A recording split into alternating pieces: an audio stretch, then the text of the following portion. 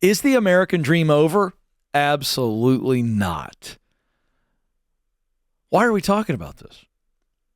Why are we even having this conversation? I'll tell you why. Because news outlets, politicians, social media participants all love to wrestle with this idea that the American dream is no longer reality. But I guess if you're going to weigh in on this, you should define what you think the American dream is. I don't need to look up what someone has defined it on the internet or how it has been described in books. The American dream is simply, I have the opportunity to build the life that I want. That's it. You can't start to put any more in that because then that gets very, very personalized. In fact, your personal dream is not American. The odd thing about it is that it's called the American dream, I believe, largely because so many people have come to this great country, the greatest nation in the world, because they believe they could, in fact, pursue their dream. So thus it's been given the moniker, the American dream. But it's not American, it's the human dream. The human dream. That is best or most likely to happen in America. That's the American dream. I just want to know if I got what it takes. I'm going to take my shot. And the best place to take your shot at living the life you dreamed of has been historically and still is the great United States of America. Now, has the American dream been confused? Yeah. In fact, what I just described as the American dream has, in fact, become a nightmare for so many people because instead of dreaming of it like we would dream of something, we would drift off to sleep thinking about this desired future. That's the idea of dream. Or we would daydream in the middle of the day and we get lost and we begin to think about a desired future. That's the idea of dreaming. But when we think about, I want this, and this, and it's really, really hard, or maybe I deem it or you deem it as unrealistic, now it becomes what? A nightmare.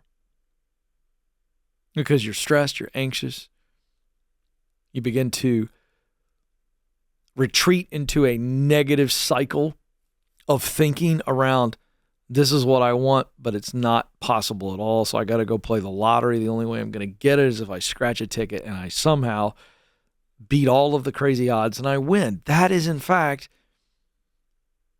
how the American dream gets confused, how it gets politicized. And let me just be honest with you. There are two reasons why the American dream can be confused or why it can become a nightmare. First is economics. Second is it's really freaking hard to do sometimes. Possible? Absolutely. Impossible? No way. Really hard? Oh, you better freaking believe it. So let's break those two reasons down because this is huge. 53% of Americans, okay, in 2012 said the American dream is still possible. 2012. So just over 10 years ago. Now, in 2023, Wall Street Journal and the National Opinion Research Center found that only 36% of voters said the American dream is possible. All right? The two reasons that those numbers have changed, one is economics. All right, let's talk about it. So the pandemic hits in 2020. It changes the way we view life.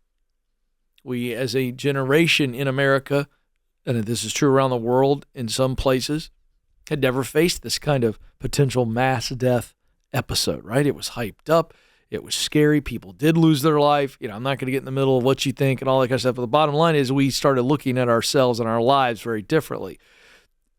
The other thing that happened is everybody was sent home. Many people were laid off, fired, furloughed, and that freaked us out because it's like, whoa, you just interrupted my paycheck, man. As a result of the pandemic, without getting into the minutia of it, inflationary forces from multiple directions came together, and it has made the cost of living from housing, rent, gas, groceries, clothing, utilities, you name it, it's higher, it's more expensive, cars, I could go down the list. You know it, you feel it.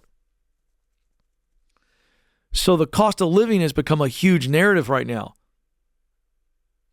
Now, part of this narrative is that some people's eyes are bigger than their bellies. In other words, I remember the first time my kids went to a buffet and my boys inevitably had the plate stacked this high. And I remember just laughing, going, there ain't no way you can eat all that food. Their eyes were bigger than their belly. Young people want to make six figures right out of school. They want to buy a house right out of school. That's not normal. So there is some unrealistic expectations that are leading to unmet expectations, and that is causing some of this stuff. So that's the economic play. The final play is it's really freaking hard.